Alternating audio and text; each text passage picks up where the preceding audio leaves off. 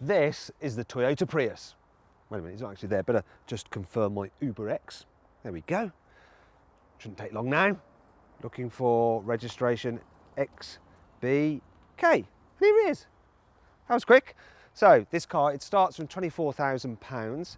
And of course, if you click up there or on the link below the video, you can go to carwow.co.uk and compare offers on this car or any car for that matter. So make sure you do that if you're looking for a new car or you know someone who is. So let's start with the back seats, which is where most Uber customers will end up. The amount of room you've got here isn't bad at all. Look, I've got lots and lots of knee room and the footwells are big. The only minor issue is headroom. I'm okay, I'm 179 centimetres, and if I sit up straight, I can just about fit my hand between my head and the roof lining, but someone who's over 6 foot will struggle for headspace. If you need to carry 3 in the back at once, it gets worse because the central seat is raised up. Look, you can see now I'm hitting my head. It's a bit of a shame because there's plenty of room in the footwells for 3 people's feet. Now down here, the car has a 12-volt socket for charging your mobile phone devices. Shame there isn't a proper USB port, but that's good enough.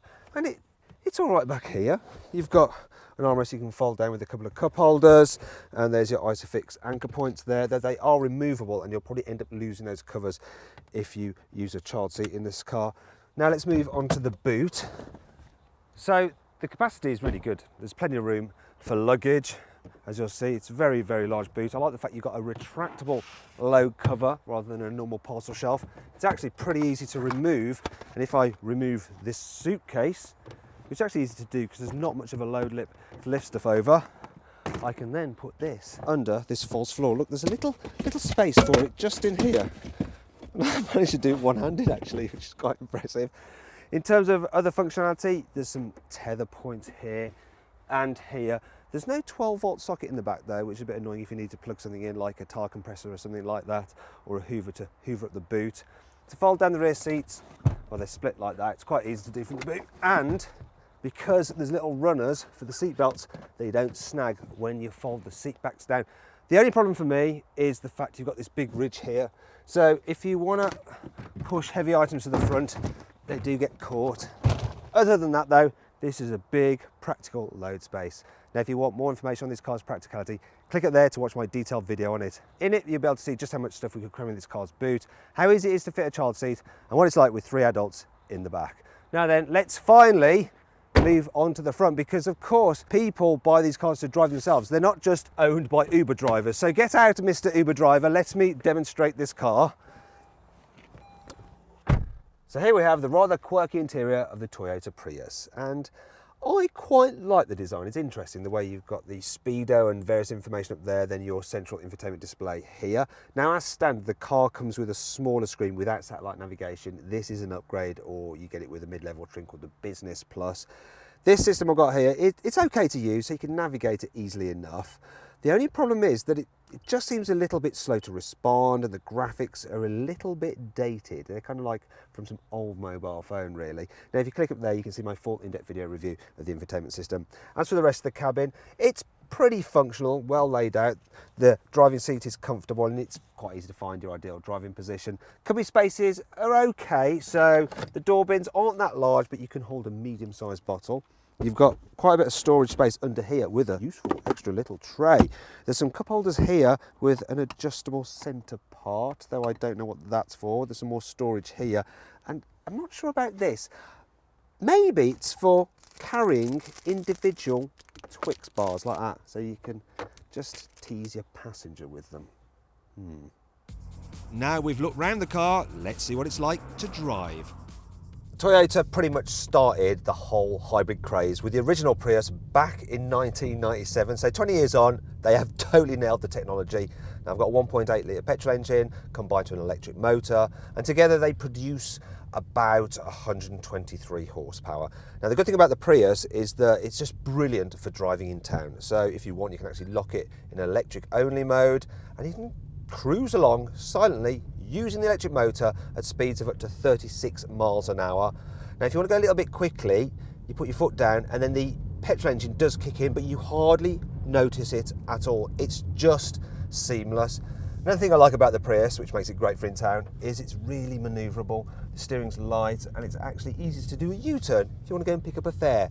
I also like the suspension. So I'm going to seek out a bump, a pothole like you'll find in town, and deals with it really, really well. Visibility is good as well. Got a huge windscreen. These pillars aren't too obtrusive. The only problem is the view out the back, which is limited by that spoiler across the rear. If there is one small problem with the driving experience, it's the brakes. Now, when you just touch them, they're so sharp that you end up just like coming to a sudden stop. Part of the reason for that is that the brakes actually recoup lost energy under braking and put that energy into the battery, which you can then use to drive that electric motor, and that's why you get that improved economy with this car. While the Prius's natural environment is town, it's actually all right on a faster road such as a motorway. It's comfy enough. The only thing that you do notice is that there's quite a bit of noise from the tyres. It's all right. Another thing you notice is when you put your foot down to accelerate and overtake someone, yeah, you get that sort of droning sound from the engine. It's not quite as effortless or relaxing on a motorway as driving something like a diesel engine, which just has a bit more punch. Can't fault the economy though. So this car is supposed to do 91 miles per gallon, and I've averaged 86 miles per gallon. Let me say it again, 86 miles per gallon. That's why you have a Prius.